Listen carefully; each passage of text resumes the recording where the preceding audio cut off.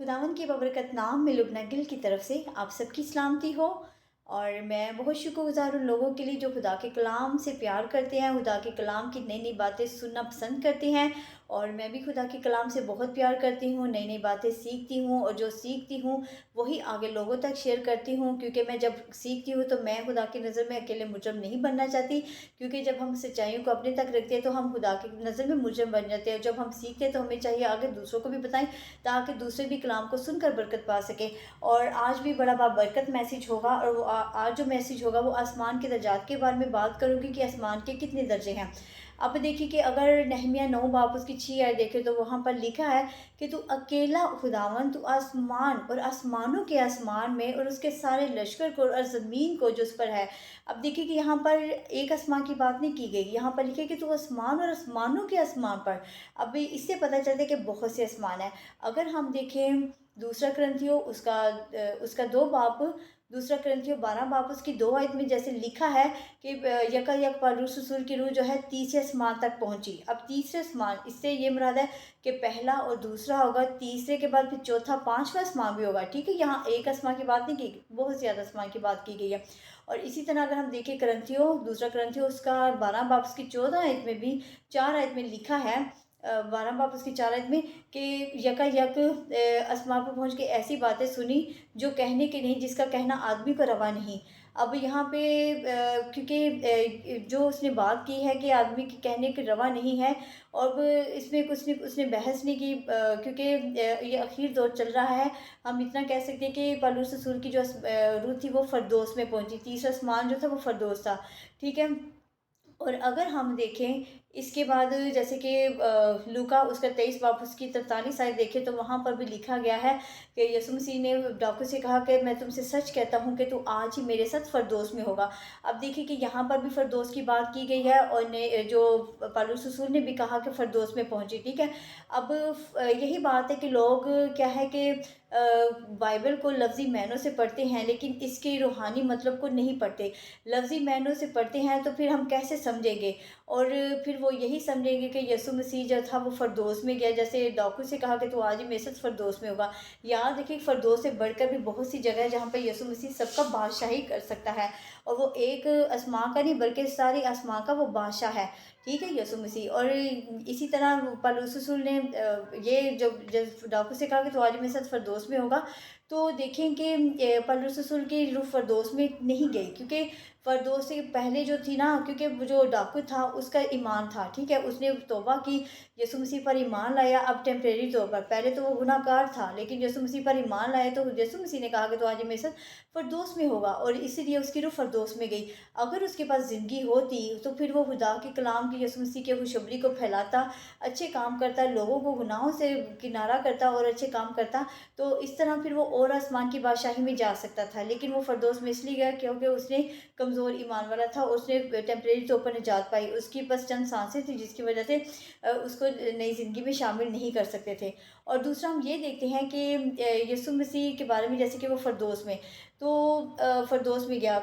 देखिए कि एक भलाई पताल है, जैसे मैंने पहले भी कहा था कि जो इब्राहिम है वो भलाई पताल का इंचार्ज था। ठीक है, तो भलाई पताल का इंचार्ज था। यीशु मसीह जो था ना वो फ़रदौस, जैसे कहा ना तो आज मेरे साथ फ़रदौस में होगा, असल में वो भलाई पताल थी। ठीक है, भलाई पताल में जितनी जो रूहें थी जो इंतज़ार गाह में थी, और जैसे मैंने कहा था कि वो यीशु मसीह का इंतज़ार करते, वो कि कब मसीहा आएगा उसके बारे में जानते नहीं थे, लेकिन उसका इंतज़ार कर रहे थे कि कब आएगा, कब हमें इंजील की मनादी को सुनाएगा, तो फिर हम आसमान की बादशाही में दाखिल होंगे। अब जितने पुराने नामे में तो सीधा ये आसमान की बादशाही में नहीं गए थे, लेकिन वो यीशु मसीह का इंतज़ार कर रहे थे।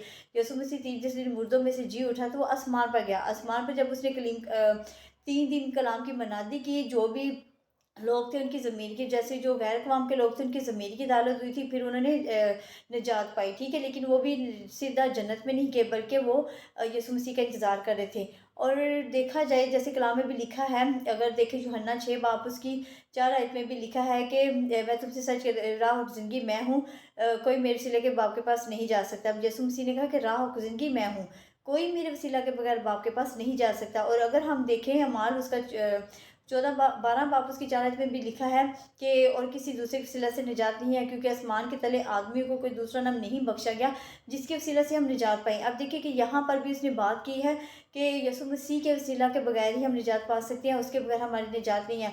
अब यीशु मसीह ने जाना था तो उन्होंने निजात पानी थी। और दूसरा हम देखते हैं कि जैसे कि मैंने पहले भी कहा था कि यीशु मसीह जैसे इब्राहिम था वो बलाई पर जाता है, जैसे ही यीशु मसीह आया तो इब्राहिम को नई यरूशलेम में मुंतकिल कर दिया गया, क्योंकि वो एक पाक था, खुदा के वादों पर भरोसा, उसके हुक्मों पर अमल करता था, जिसकी वजह से वो नई यरूशलेम में चला गया और उसकी जगह यीशु मसीह ने ले ली। तो उसके फिर वो जो बलाई पताल था वो फरदौस में मुंतकिल हो गया, वो फरदौस बन गई, ठीक है। और देखें कि एक खुदा का खादम था जिसने अपने चर्च में ये मेंशन किया था, और मैंने यूट्यूब पर उसका मैसेज सुना था, तो उसने कहा कि आसमान 3 है, तीसरे पे खुदा बाप होता है, दूसरे पे हम लोग होते हैं जो निजात पाते हैं, और जो पहला आसमान है वहाँ पे जन्नम होती है, वहाँ पे जो गुनाह करते हैं वो जन्नम में गिरते हैं। तो मेरी ये समझ से बाहर थी बात, तो मैंने फिर क्या किया, मैंने यूट्यूब पर नंबर देखा, मैंने उनको कॉल की, मैंने कहा ये आपने कैसी बात की कि आसमान 3 है, तो मैं कि दूसरे पे हम लोग होते हैं। मैंने कहा देखें कि अगर हम कमज़ोर, जैसे डाकू था, एक कमज़ोर ईमान वाला था, सारी उम्र उसने गुनाह किए और उसके बाद टेम्परेरी तौर पर यीशु मसीह पर ईमान लाए तो उसने निजात पा ली, ठीक है। और एक शुरू से लेकर जो अब देखिए जितने भी रसूल गुजरे, नबी गुजरे हैं और शागिर्द गुजरे हैं, उन्होंने कितने दुख उठाए हैं यीशु मसीह की मनादी के लिए, किस किस अज़ियत से गुजरते रहे हैं। तो अगर वैसे कामिल ईमान वाले भी और कमज़ोर ईमान वाले एक ही जगह जाएंगे तो क्या ये फिर नाइंसाफ़ी ना होगी? ये तो नाइंसाफ़ी है। इसलिए आसमान के दर्जे बहुत से हैं, जैसे कलाम बयान करता है कि आसमानों के आसमान, आसमान का भी मेंशन किया गया, फ़िरदौस का भी मेंशन किया गया, नई यरूशलेम का भी मेंशन किया गया। और भी देखिए कि यहाँ पे एक आसमान की बात नहीं की गई, बहुत से आसमान की बात की गई है, ठीक है। तो इसीलिए मैंने कहा देखिए ये नाइंसाफ़ी है, तो फिर तो वो इस बात कहते नहीं, कलाम में जैसे लिखा है कि ये पलूस रसूल की जो रूह है वो 30 आसमान तक पहुँची। अब देखिए कि मैंने जैसे कहा कि हमें लफ्ज़ी मायनों पर अब गौर नहीं करना, बल्कि इसके रूहानी मतलब का भी पता होना चाहिए कि अगर लफ्ज़ी मायने को पढ़ते तो उस तरह बयान करेंगे तो ये तो मुश्किल हो जाएगी, क्योंकि हम जो पढ़ते हैं वही बयान कर देते, तो ये बेहतर यही है कि जब हमें सच्चाई का नहीं पता तो वो बात ना करें। तो ये बात थी। तो देखिए कि यीशु मसीह पर ईमान लाने से ही निजात थी। अब जैसे कि कलाम में भी देखें मकाशवा उसका 12 बाब, मकाशवा में 12 बाब में भी जैसे देखें कि वहाँ पे लिखा है नई यरूशलेम का मेंशन किया गया है, जो कि यूहन्ना रसूल ने यूहन्ना रसूल ने रोया में देखी। वहाँ पे जैसे 12 जवाहर और 12 जवाहर 12 बुनियादों के साथ एक मुक़द्दस और जलाली शहर है, और आसमानी बारगाह सबसे जलाली जगह है और खुदा का तख्त है, और उसकी सुकूनत पज़ीर है जो खुदा के अल्फाज पर मुकम्मल तौर पर ईमान रखता है। अब कैसे? जैसे हम देखते हैं कि यशवा 1 बाब उसकी 8 आयत में लिखा है कि शरीयत की किताब तेरे मुँह से कभी ना हटे, बल्कि तुझे दिन रात उसी का ध्यान हो, ताकि जो कुछ उसमें लिखा है उस सब पर तू एहतियात करके अमल कर सके। अब यीशु मसीह भी बयान करते हैं खुदा के कलाम के बारे में। अब जैसे कि हम देखते हैं कि कलाम में मुकद्दस में हमें बहुत सी ऐसी सच्चाई मिलती है जिसको हम पढ़ने से हमारा कमज़ोर ईमान मजबूत हो सकता है।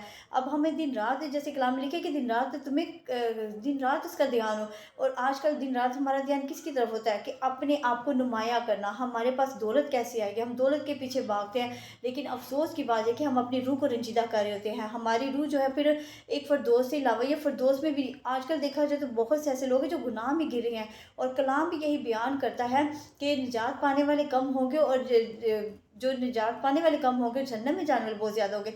और मैं जब ये सुनती तो मेरा दिल बहुत परेशानी में हो जाता है कि ये ऐसे कैसे हो सकता है। तो जहन्नम भी कोई ऐसी जगह नहीं, बहुत बड़ी अजियतनाक जगह है। लेकिन मैं यही कहती हूँ कि कलाम को पढ़ा करें, वक्त यकीर दौर चल रहा है, ताकि आप इब्लीस के हाथों धोखा ना खाएं। अब देखिए कि बात हो रही है यरूशलेम के बारे में। यरूशलेम और फ़िरदौस, फ़िरदौस सबसे नीचे है और ऊपर तीसरा जो है जो सबसे ऊपर है वो आसमान पे क्या है, नई यरूशलेम है। अब नई यरूशलेम के और फ़िरदौस के इर्द-गिर्द जो वो नवाही इलाके समझे। जैसे हम देखते हैं कि हमारे जो पाकिस्तान में जो ज़्यादा बड़ा कराची है, और कराची एक दार हुकूमत है जिसमें छोटे-छोटे शहर, गाँव, कस्बे, जज़ीरे पाए जाते हैं, ठीक है? और इसी तरह याद रखें कि जो खुद जैसे अदर कंट्री देखें, कंट्री में भी सबसे ज़्यादा बड़ा क्या है, अमेरिका। अमेरिका एक दारकूमत है, इसमें भी बहुत से छोटे-छोटे शहर पाए जाते हैं, ठीक है? और यही बात है कि जो यरूशलेम के गिर्द ये फ़िरदौस है, ठीक है? यरूशलेम के गिर्द क्या है, ये फ़िरदौस है। अब इसी तरह आसमानी बादशाही में तक़सीम हुई है, लेकिन नई यरूशलेम के गिर्द گھومتی ہے جہاں خدا کا تخت سکونت پذیر ہوتا ہے، اور یروشلم اور فردوس کے 5 درجے ہوتے ہیں، جس میں ارد گرد فردوس اور یروشلم کے گرد ہوتی ہیں۔ تو آج اس کلام کے لیے خدا مجھے اور آپ کو برکت دے۔ جو میں نے بات کیا وہ آسمان کے درجات کے بارے میں، یقیناً آپ نے برکت پائی ہوگی اور خدا کے نام کو جان دیں۔